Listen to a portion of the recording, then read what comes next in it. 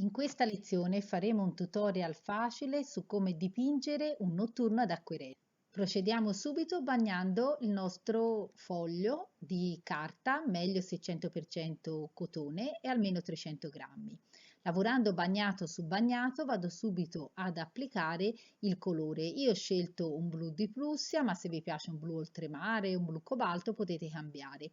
Poi per caricamento vado a aggiungere altro colore. Intervengo anche nella parte sottostante, in corrispondenza logicamente della luna lascio il bianco, lascio la carta più chiara.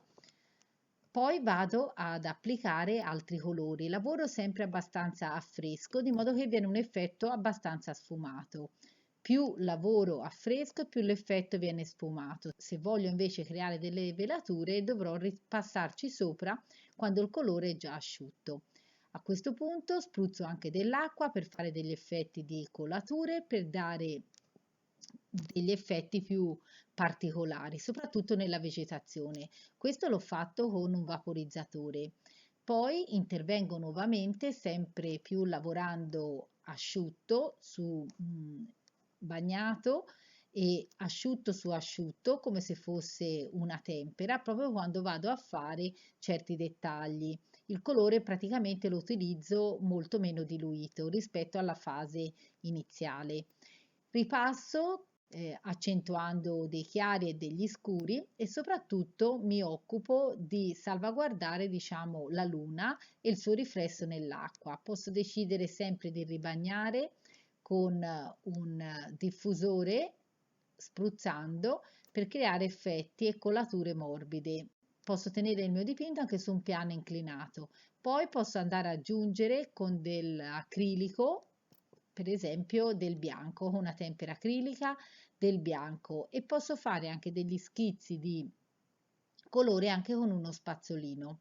Ripasso tutte le parti più dettagliate proprio per avere un effetto sempre più veritiero. Posso mettere anche i riflessi con un pennarellino acrilico se non voglio usare lo spazzolino da denti o se non voglio usare un colore acrilico a tempera. La scelta è secondo i vostri gusti, altrimenti si poteva salvaguardare il bianco mettendo anche un mascheramento. A questo punto dettaglio sempre più fino a che non ottengo il risultato voluto. Più chiaroscuro e più viene un effetto di contrasto tra il chiaro sotto della carta, che è un bianco, altrimenti la carta d'acquerella a volte si trova color crema. Io vi consiglio sempre il bianco perché dà una maggior luce, soprattutto se contrastato come in questo caso ad acquerello. Se il video vi è piaciuto lasciatevi il mio like, se siete interessati alle mie lezioni potete richiederle nel primo link in descrizione. Grazie per avermi seguita.